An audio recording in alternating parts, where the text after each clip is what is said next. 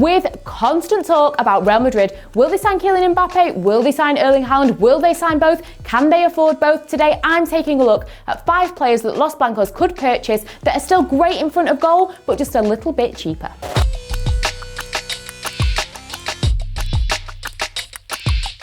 In at number 5, it is Cristiano Ronaldo. Of course it's Ronaldo, who else would it be?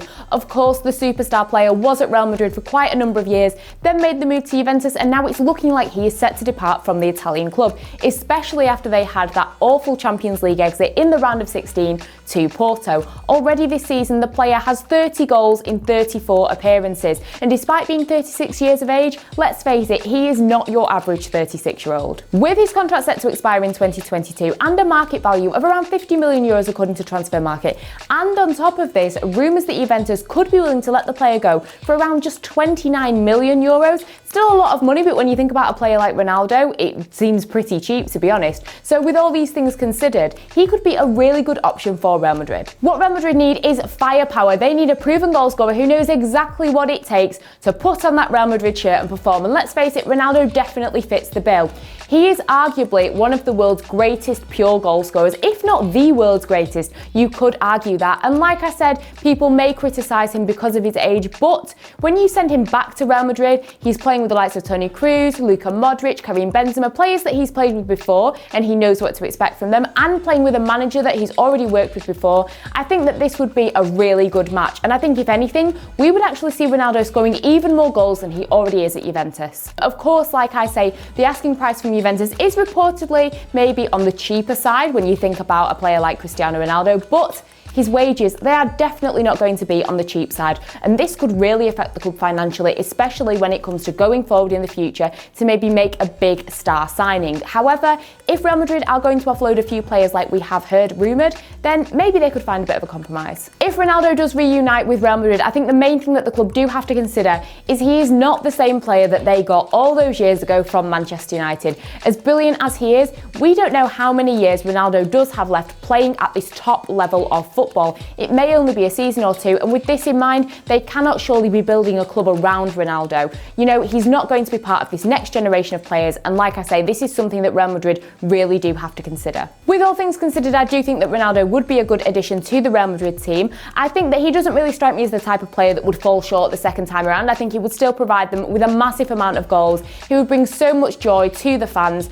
But like I've said, Real Madrid have to remember why they are signing him. He is a quick fix to their problems up front. And maybe in a couple of seasons, once they've figured things out, especially on the financial side of things, they can then make a move for Mbappe or Haaland. So yeah, providing that they realise that Ronaldo is a quick fix to their problems, why not bring the player back to the Bernabeu? At number 4, it is Yusuf Niasse. The Sevilla player has only been at the club since January 2020, but already has made such a massive impact, especially when you consider how they performed in the Champions League, scoring those 2 vital goals against Dortmund recently. And although they did still go out in the round of 16 against the side, still a great performance from the player. Now last season he did only score 6 goals for the club. Of course, he only arrived in the January, and this season so far he's already managed 21 goals in 42 appearances, which is just proof of what this player is really capable of. Now, he can play on either wing, but he is very, very effective as a centre forward. And you pair this with the fact that his reported value is around 30 million euros, he is surely bound to be a player that Real Madrid will be looking at. Not only can Niasse score goals, but he can score important goals.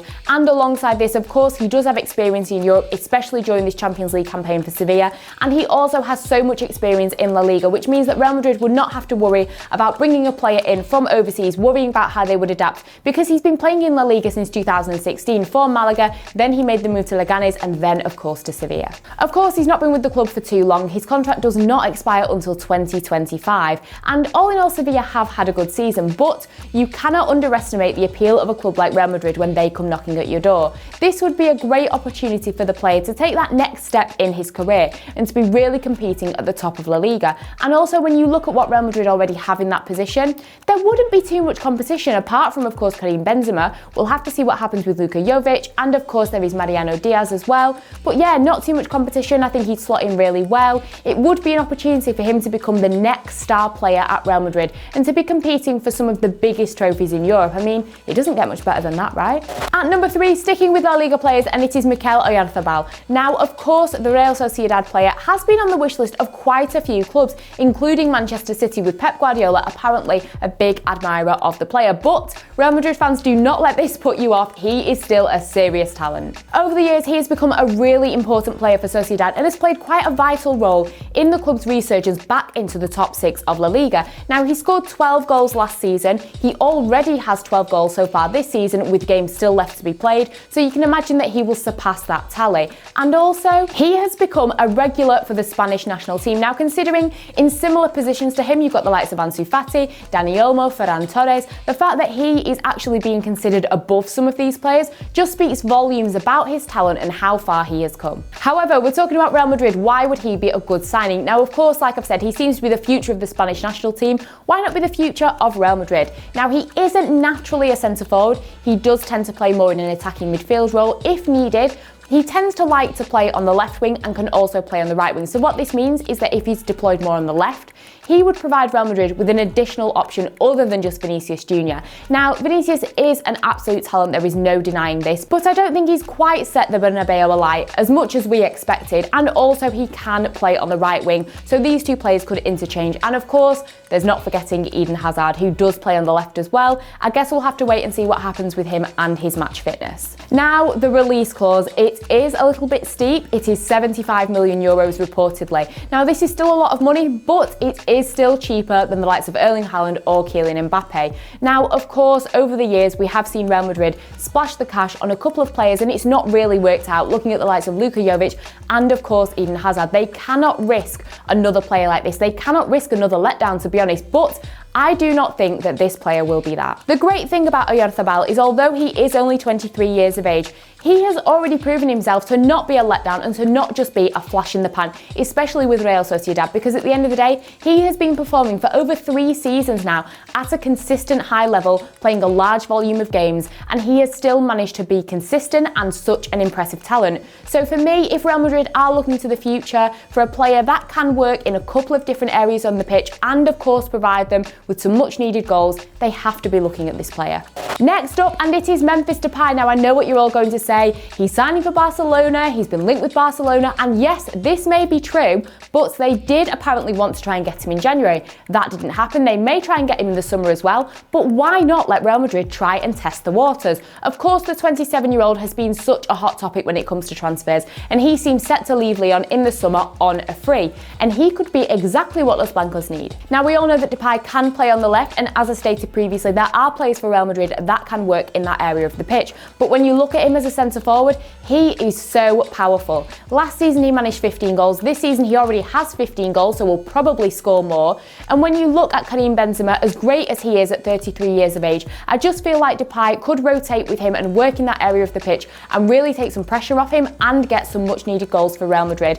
And like I say, he can play in other areas of the pitch, so if he's not playing as a centre forward, he can still work in other areas and still be successful. Like I said, he is 27 years of age, which means that he is slap bang in the middle of his prime. He wouldn't be a player that Real Madrid would bring in as a youngster to maybe see how he would work. He would slot straight into that team and be part of this rebuild that they do need in certain areas of the pitch. As I stated, the transfer would be free, of course, and the fact that Real Madrid could poach a player that was interested in a move to Barcelona would surely make this even sweeter. Finally, at number 1, it is Harry Kane. Now, I know what you're all thinking. He is still an expensive player. His market value is reportedly around just over 100 million euros, but I stand by the fact that he is still cheaper than Haaland or Mbappe. Now, reportedly, Real Madrid are setting their sights on the Tottenham player because they do feel that it would be easier to negotiate with this player compared to the likes of Haaland and Mbappe. The 27-year-old is easily one of the most talented players in the Premier League, and he has had so many amazing performances for Spurs.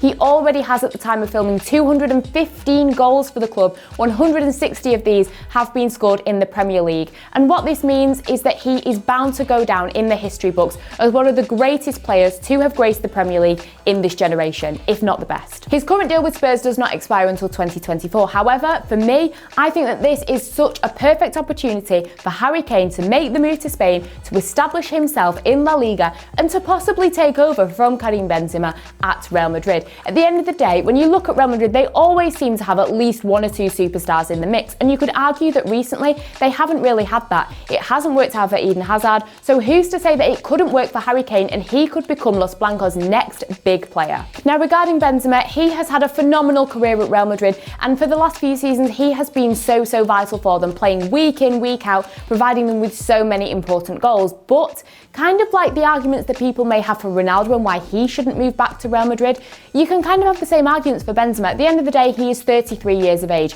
We don't know how long he can continue performing at this high level that he's performing at the moment. And also, it's not like Real Madrid are going to be building a team around a 33-year-old player. And it may sound harsh, especially like I say, when you consider how important Benzema has been for the club. But sometimes a club like Real Madrid, you have to just look at your older players, accept the fact that they've been brilliant and keep it moving and look towards the future, because for how long can they rely on these players over 30 to do the job? Kane has been linked with Real Madrid a couple of times before, but like I say, this is his best opportunity to make the move to the club. And of course, Gareth Bale does come into the mix. He's currently at Spurs on loan. He is a Real Madrid player and he has recently stated that of course he will be returning to Real Madrid at the end of his loan, but could Madrid use Gareth Bale potentially in some kind of swap deal in order to get Kane? Or might Kane want to follow in Bale's footsteps and head to the Bernabeu? I guess we'll have to wait and see, but let me know in the comments what you guys think. Could you see Harry Kane playing for Real Madrid? So those are my top 5. What do you guys think? Let me know in the comments. Check out all the other content that we have got, and until next time, I will see you all later.